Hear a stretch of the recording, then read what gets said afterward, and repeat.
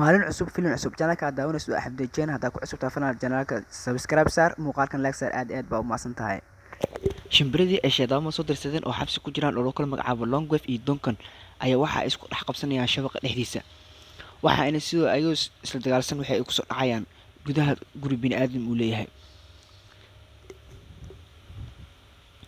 xogaa waa istoogama ay soo jireen kadib gurigii bini'aadamku uu leeyahay ayuu ku soo dhaceen ninkan waa uu qabtay waxa uu u geeyay oo ku tuuray dambiisha boqoradii ayaa soo qabsatay waxayna ka dhigtay sixirkii qoorta ayuu markaan ka soo qabtay waxayna geysatay boqoradii bini'aadamka meel gees ah 3 maalmood kadib waxay sameeyeen ama ay dheelayeen game oo waxay ku dheelayeen shabaq iyo ku dhex jiro gamekii sida ay ugu dheelay ayaa qolay shayaadiinta boqorkoodii waxa uu arkay in laga qabtay laba shaydaan oo shimbirahooda ah marka boqorkii shaydaamiyada waxa uu soo orday mid ka mid ah shaydaamiyada oo ka codsaday boqorkii in la qabtay laba ka mid ah shimbirihii boqorkii waxa uu saarnaa geed wiifow ah meeshaas ayuuna ka xukumaa dhammaan shayaadiinta waxa uuna ku amraa inay soo qabtaan dhammaan dadka bini'aadamka dunida ku nool in ay laayaan balse bini'aadamku waxa ay leeyihiin caqli iyo markaa maskax ay isaga dhiciyaan waxyaabaha qaar boqoradii markaa xukumaysay bini'aadamka ayaa waxa ay iyadu iyo ciidankeedii iyo waxay dhanba waxa ay diyaar garow ay u galeen in ay la dagaalamaan shayaadiinta waxa uu soo tuuray buug oo akhriyo shaydaanka yar si uu macnaha ula taliyo ama wax uu sheego shayaadiinta ciidanka ah si ay ula dagaalaan bini'aadamka ay ugu soo furtaan labadii markaa shaydaan ee shimbiraha ee markaas laga haystay buugii markii uu akhristo kadib buugii uu isku laabaya oo soo tuuraya waxa uuna soo aadayaa qaybtii ay ku xirnaayeen labadii shaydaan boqorkii jinka ayaa u soo sheegay in qaabka loo helo buug ay ku qoran tahay isla markaana asigoo niyad jabsan oo isdhahay falka ma dhici karo ayuu noqday boqorkii jinka ah geedkii ayuu saarnaa wiifooga buuggiisii ayuu markaa salaaxaya waxa uuna u duceynayaa shayaadiintaasi laga haysto in uu soo fakadaan ama ay kasoo baxsadaan sheekada iyadoo meeshaas ay marayso ayaa waxa uu boqorkii si cod dheer ah ku akhriyay buuggii isagoona markaa ugu duceynayay ama iyo maqaleeyay boqorkii kale shaydaanka yaraa ee taliyaha shaydaaninta ah shaydaaminkii waxa ay weerar ku soo qaadeen bini'aadamkiina waxa uu ganacsi ay ka wadeen dukaamihii booliiskii ayaa markaa waxa uu wataa waxa uuna sameynayaa qof bini'aadam isku soo ekeysiiyey oo dhammaan ku dheelay suuqii dadweynaha markaa ganacsi ay ku lahaayeen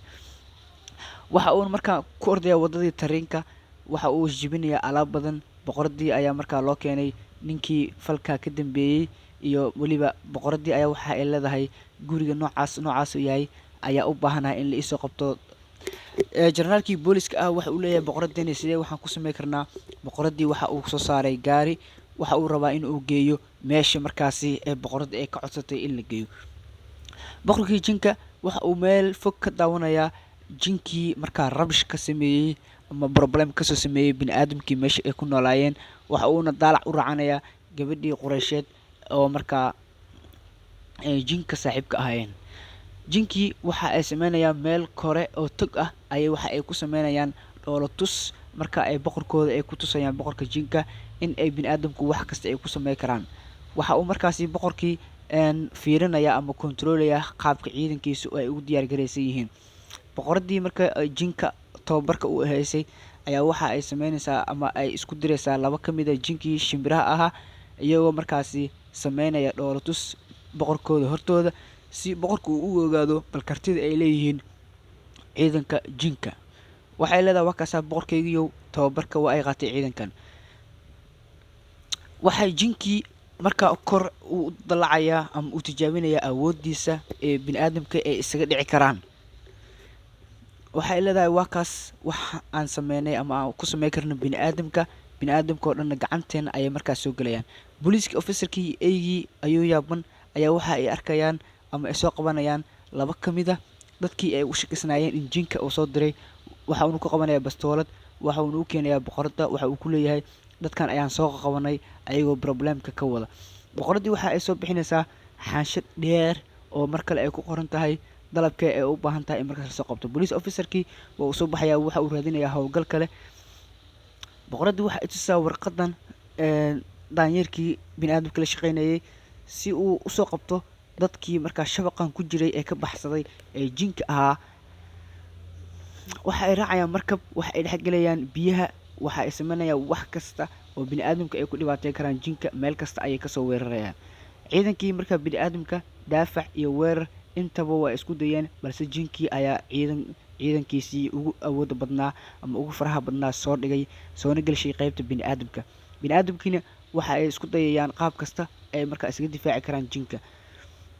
Boqorkii jinka oo mar kale ciidankiisii howlgalgeliyey ama u soo diray in ay wax ka qabtaan, soona qabtaan dhammaan bini'aadamka waxa ay leeyihiin ay ku dheelaan. Labadii shimbir ee jinka ah oo soo fakaday ayaa weli waxa ay dhex muquushayaan qaybaha ay lahaayeen bini'aadamka, waxayna ku dheelayaan wax kasta oo bini'aadam markaasi ay lahaayeen, ayagoo markaasi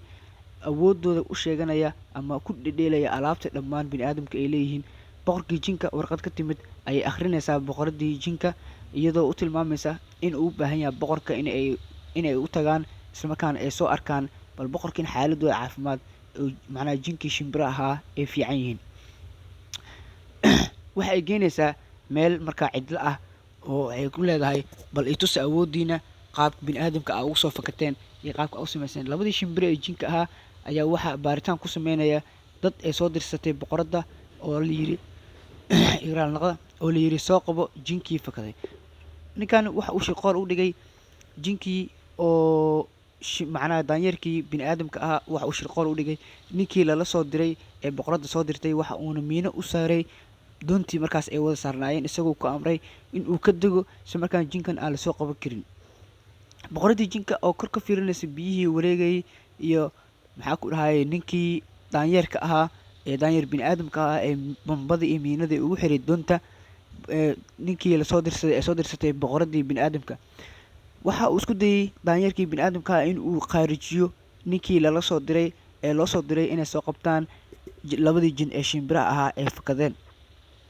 Balse nasiib wanaag waa uu ka badbaaday ninkii, waxa uuna isigoo si haraadsan oo dhibaataysan ugu laabtay meeshii ay joogtay boqoradii, una sheegay in la isku dayay shirqool in la qaarijiyo, islamarkaana daanyeerkii bini'aadamka ah uu heshiis leeyahay shimbirihii jinka ahaa. Shimbirihii jinka ahaa ayaa waxa ay sameeyeen si ay usoo qabtaan ninkii fakaday ee isku dayay inuu u noqdo boqoradda, ayay waxay ka daba tageen meel alla meeshii uu galay, balse ninkii ma aysan suurtagelin in ay gacanta ay ku dhigaan oo ay dib ugu soo celiyaan in uu u tago boqoradda, isla markaa asigoo naftiisa qaba uu u noqdo halkaasi. Waxa ay kooxdii jinniyaha ay ku shirayaan meeshii markaa ay deganaayeen xaruntii, si ay kaarto kale ee bini'aadamka ay ugu guuleysan karaan ay bal u keenaan. Boqorkii jinka ah ayaa waxa uu xero geliyey dhammaan ciidankiisii jinka ahaa, waxa uuna kula hadlayaa in ay tababar joogto ah ay sameeyaan, islamarkaana awoodooda ay soo bandhigaan. Daanyeerkii iyo booliiskii oo isla socda ayaa waxa ay jaanis fiican ku heleen dagaalkii markaasi qof ka mid a oo jin ah oo kor laga soo tuuray intii tababarka u socday, ayuu dambiil markaasi shabaqa u dhigtay wuuna ku soo riday.